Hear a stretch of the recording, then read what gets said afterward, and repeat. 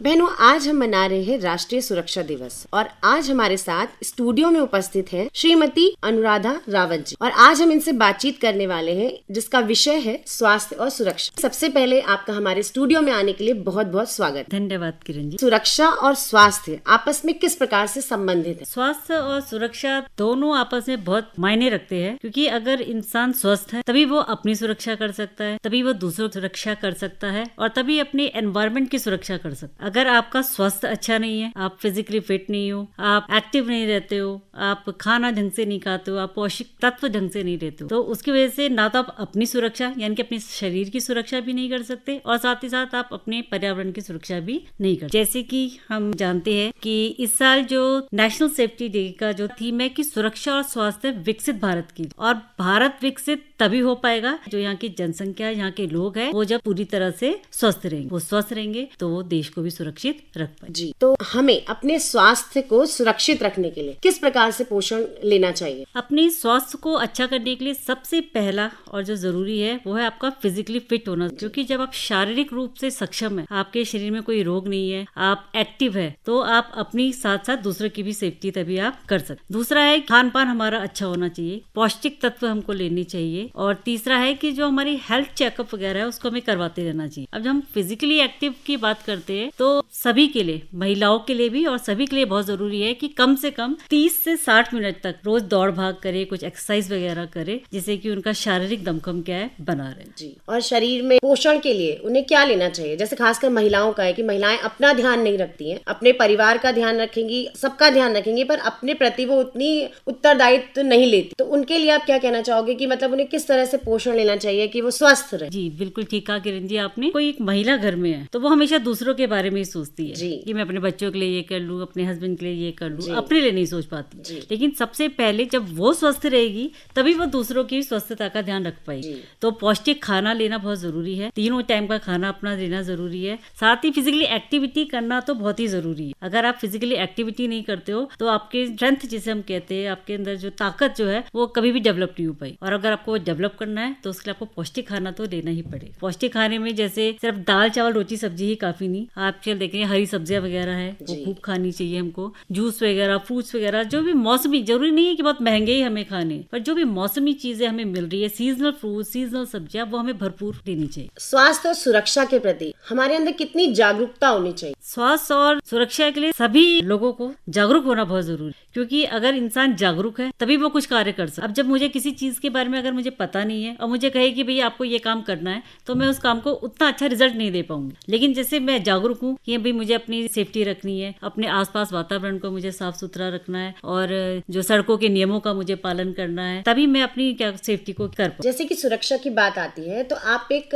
Working women, तो आप अपने कार्यस्थल में किस तरह से देखते हैं कि वहाँ सुरक्षा का क्या माहौल है या हमारे स्वास्थ्य के प्रति कितनी अवेयरनेस है? जहाँ मैं स्कूल में काम करती हूँ तो स्कूल में तो मैं कहूँगी कि काफी अच्छा वातावरण रहता है, सभी एजुकेटेड लोग रहते हैं, तो काफी अच्छा माहौल बना रहा है। और ये बहुत जरूरी भी है कि अगर खुशनुमा माहौल अगर आपका बना हुआ है और आप वहाँ पर अपने आप को सिक्योर फील कर रहे हो, तो आपके काम करने की जो ताकत होती है और ज्यादा बढ़ जाती है, और ज्यादा ऊर्जावान हो जाते हो। तो जरूरी है कि वर्क प्लेस में जो है आपका एनवायरनमेंट जो है इस तरह का हो कि आप सुरक्षा फील करें, सिक्योर फील करें। हमारी महिलाएं घर को तो संभालती हैं, लेकिन पर्यावरण के प्रति महिलाओं भागीदारी कितनी है? घरों में अगर मैं देखूं तो घरों में जितने भी खेती बाड़ी और क्यारी वगैरह का जो काम करते हैं वो तो सब महिलाएं ही करती। लेकिन हाँ, ये बात भी जरूर है कि सिर्फ अपने घर तक ही ना हम इसे सीमित रखें, बाहर सड़कों में कहीं पे पेड़ लगाने का काम, सिर्फ पेड़ लगा के छोड़ देना ही काफी नहीं है। उसको पानी भी देना है, उसको बड़ा सींचना है, उसको देखभाल करना है, क्योंकि पेड़ लगा दिया, धूप आई, बारिश आई, खराब हो गया, निकल गया पेड़, तो उसका कोई फायदा नहीं है। तो जरूरी है कि आप जो भी काम कर रहे हैं, चाहे आप एक ही पेड़ लगाए, लेकिन आप उसको पूरी अच्छी तरह से सींचे, पानी दे, जिससे कि वो बड़ा हो। हमेशा हम पेड़ लगाते, वो हमारे लिए तो काम नहीं करता, लेकिन वो है कि आने वाली पीढ़ियों के वो बहुत काम आता है। घर से सबसे ज्यादा कचरा निकलता है जो कि पर्यावरण को प्रदूषित करता है, तो घर की सफाई के साथ साथ पर्यावरण के हित की बात करें तो कचरे का प्रबंधन कितना जरूरी है? कचरा जो है हर एक घर से, सिर्फ घरों से ही नहीं बल्कि आप देखें कि बाहर सड़कों में भी कचरा रहता है, इतनी बड़ी बड़ी कंपनीज वगैरह है, फैक्ट्रीज वगैरह है, वहाँ से भी कचरा रहता है। तो बहुत जरूरी है कि उस कचरे का जो निकाला जाए, डिस्पोजेबल जो होना चाहिए वो एक सही तरीके से होना चाहिए। उसके लिए टेक्नोलॉजीज वगैरह का यूज करके अलग अलग कचरे को अलग अलग तरीके से रख के उसी तरह से निकालना उसको जरूरी। कचरा जो है एक ही साथ सब रख दिया जाए तो देखेंगे लोग घर में क्या करते हैं, कांच की बोतल भी उसी में डाल दी, प्लास्टिक की बोतल भी उसी में डाल दी, गीला कचरा सूखा कचरा सब उसी में डाल दिया।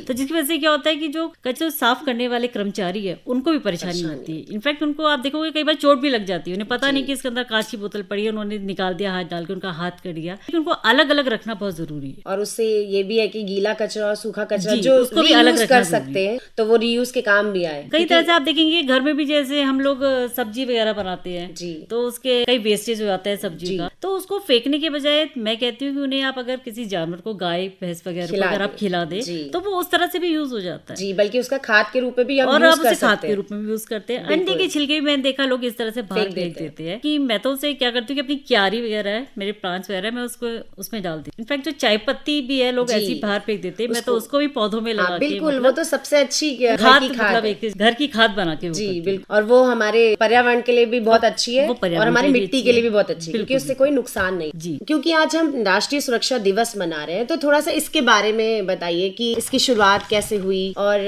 इसके क्या उद्देश्य। जो सुरक्षा और स्वास्थ्य दिवस है वो ये 1966 में 4 मार्च में इसकी स्थापना हुई थी और राष्ट्रीय सुरक्षा परिषद जो है श्रम मंत्रालय द्वारा नेशनल लेवल में सेफ्टी, हेल्थ एंड एनवायरनमेंट को डेवलप करने के लिए बनाया गया। इस साल की जो थीम है कि हम एक विकसित देश स्वास्थ्य सुरक्षा उसमें बनाए, तो ये हमारा सेंटिनल ईयर भी चल रहा है क्योंकि 1947 में देश हमारा आजाद हुआ था। 2047 में हमारा विजन है कि हम इसको एक सुरक्षित राष्ट्र बनाए और एक डेवलप कंट्री बनाए। तो उसके लिए राष्ट्रीय सुरक्षा दिवस जो अब मनाना शुरू हुआ वो हमने 4 मार्च 1972 से मनाना शुरू, यानी कि 1966 में इसका स्थापना हुई और 1972 में इसको हमने सेलिब्रेट करना शुरू। जिसका मेन उस समय उद्देश्य था कि हमारे जो सैनिक बॉर्डर्स में जो लड़ते हैं उनको आभार प्रकट करना था। लेकिन धीरे धीरे जब WHO ने इसकी डेफिनेशन चेंज कर दी, मतलब ये नहीं है कि हमें सिर्फ उन्हीं का आभार प्रकट करना है बल्कि अपना बचाव हम कैसे कर सकते हैं या लोगों का, दूसरों का बचाव हम कैसे कर सकते हैं। हमारा मेन उद्देश्य यही है कि हम कैसे लोगों को जागरूक कर सकते हैं स्वास्थ्य और सुरक्षा के प्रति। इसलिए राष्ट्रीय सुरक्षा दिवस जो है मनाया जाए। तो इसका जो मेन उद्देश्य होता है वो है कि आप लोगों को जागरूक करें, उन्हें बताएं कि किस तरह से आप सेफ्टी कर सकते हैं, आप ऐसे क्या कदम उठा सकते हैं कि आप अपनी सेफ्टी के साथ साथ दूसरों की भी सुरक्षा ध्यान में रख सकते। दुर्घटनाएं वगैरह आजकल बहुत आम हो गई है, सड़कों में लोग ट्रैफिक रूल्स फॉलो नहीं करते। जो गाड़ी चला रहे सिर्फ उनके लिए नहीं बल्कि मैं कहूंगी जो पैदल यात्री है वो भी ट्रैफिक रूल्स को फॉलो नहीं करते। तो बहुत जरूरी है कि उनको भी ट्रैफिक रूल्स वगैरह सब फॉलो करनी चाहिए। सुरक्षा को प्रमोट भी करना बहुत जरूरी है कि हमको पता तो है, मुझे पता है सुरक्षा के बारे में, आपको पता है सुरक्षा के बारे में, लेकिन जब तक हम इसे लोगों को नहीं बताएंगे, क्योंकि सभी को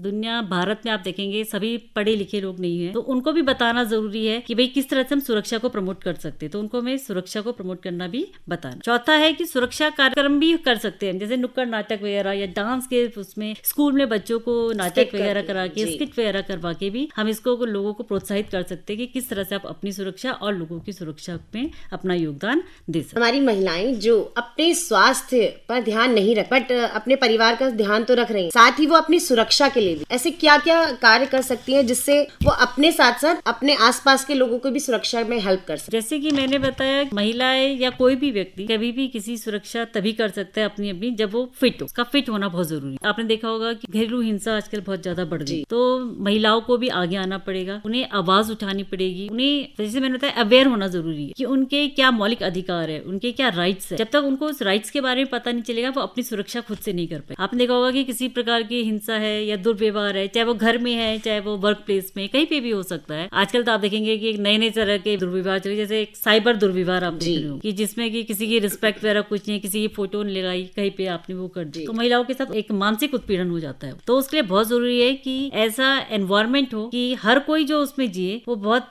सिक्योर होके जिए, सुरक्षित रहे। तो सुरक्षित वो तभी रहेगा जब तक उनको नॉलेज होगी, जब वो उस बारे में अवेयर होंगे, जानेंगे कि हमारे राइट्स क्या है और हम कैसे उसका यूज कर सकते। जी अनुराधा जी, हमारे साथ इतनी सारी जानकारी शेयर करने और स्टूडियो में आने के लिए भी एक बार फिर से बहुत बहुत धन्यवाद।